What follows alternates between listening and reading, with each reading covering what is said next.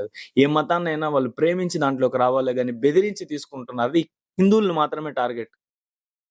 నేను first time content start చేసినప్పుడు నాకు మనసుకి ఎందుకో మనం హిందువులయ్యుండి ఖచ్చితంగా బయటెళ్ళేటప్పుడు బొట్టు పెట్టుకోవాలి. తప్పకుండా మన ఐడెంటిటీని మనం చాటుకోవాలి అనేసి ఒక వీడియో పెట్టినప్పుడు మా ఫ్యామిలీ మెంబర్సే నన్ను "నువ్వేమన్నా ఇదనుకుంటున్నావా? ఇది పెద్దగా కనిపెట్టావా? ఇది ఎప్పటినుంచో ఉంది. నువ్వేం చెప్పేది బోడి" అనేసి జోకులేసుకొని నవ్వుకున్నారు.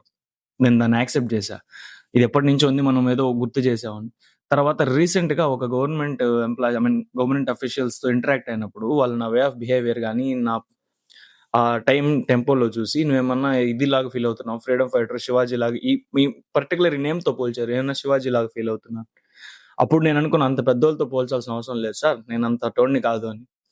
ఇప్పుడు రీసెంట్ టైమ్స్‌లో మీరు చూసారంటే 3 ఇన్సిడెంట్స్ చెప్తాను చూడండి. ఉత్తరప్రదేశ్‌లో 5 జిమ్ ట్రైనర్స్ 50 మంది హిందూ మహిళల్ని టార్గెట్ చేసి, వాళ్ళని ట్రాప్ చేసి, ఇస్లాంలో కన్వర్ట్ అవ్వమని బెదిరిస్తూ ఆ రాకెట్ ఇప్పుడు ఒక 2 డేస్ బ్యాక్ బయటపడింది.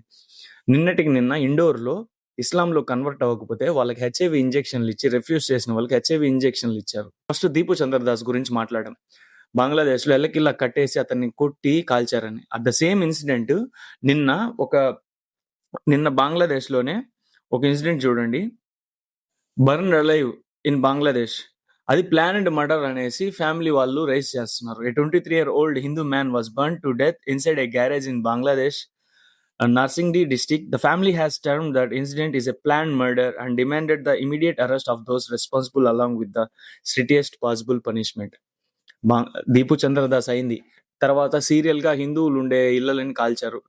జరుగుతూనే ఉన్నాయి. మనం ఇంకా సైలెంట్‌గా ఉంటే నెక్స్ట్ మన ఇండియా కూడా బంగ్లాదేశ్ అవుతుంది. మన హిందువులు అనేవాళ్ళు ఖచ్చితంగా దయచేసి నేను ఇప్పటికి ఇది రెండో వీడియో అనుకుంటా. మనం మేల్కోవాలి అందరూ మేల్కొని ఈ ఇన్‌స్టాలో చూస్తున్నారు. దయచేసి మన ఐడెంటిటీని మనం చాటుకోవాలి.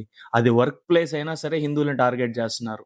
జిమ్‌కెళ్ళి వర్కౌట్స్ చేసుకొని మైండ్ రిలాక్సేషన్ కోసం గాని, బాడీ ఫిజికల్ ఫిట్‌నెస్ మెయింటైన్ చేయడానికి వెళ్ళే మహిళల్ని కూడా ఈ విధంగా ట్రాప్ చేసి మెయిన్ ఏం లేదు. క్రిస్టియన్స్ కన్నా, ముస్లిమ్స్ కన్నా టార్గెట్ హిందూ మాత్రమే. దాన్ని మీరు అసలు అది ఎప్పటికి అర్థమవుతుందో, నేను చెప్పేటప్పుడు మా వాళ్ళే నన్ను కిండల్ చేసేవారు. "ఏం బొట్టు పెట్టుకోకపోతే వెద్దిదా? నువ్వేమన్నా శివాజీలాగా ఫీల్ అవుతున్నావా" అని. నేను ఇట్లా మాట్లాడడం వల్ల మీ కంటికి నేను అలా కనబడితే నేను అలాగే ఫీల్ అవుతాను ఇంక పైన. 3 ఇన్సిడెంట్ రీసెంట్‌గా ఇప్పుడు ఈ 3 డేస్‌లో జరిగినాయి ఈ 3 ఇన్సిడెంట్. ఉత్తరప్రదేశ్ గాని, ఇండోర్‌ది గాని, మళ్ళీ బంగ్లాదేశ్‌ది గాని. మనం సైలెంట్‌గా ఉండి మన పాటికి మనకెందుకులే అనుకున్నామంటే నెక్స్ట్ మనకంటూ ఏమి ఉండదు. అది మాత్రం నాకు క్లారిటీగా అర్థమవుతాంది. ఇప్పుడు 2025, 26 ఇది.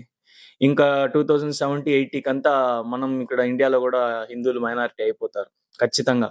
కన్వర్షన్స్ గాని, కన్వర్ట్ అవ్వకపోతే హెచ్ఐవీ ఇంజెక్షన్‌లు ఎయడం అదేంటో నాకు అర్థం కావట్లేదు. ఏ మతాన్నైనా వాళ్ళు ప్రేమించి దాంట్లోకి రావాలే గాని బెదిరించి తీసుకుంటున్నారు. అది హిందువుల్ని మాత్రమే టార్గెట్. ఇంకా మళ్ళీ ఎక్కడికెళ్తున్నాం, ఎక్కడున్నాం అనేది నాకు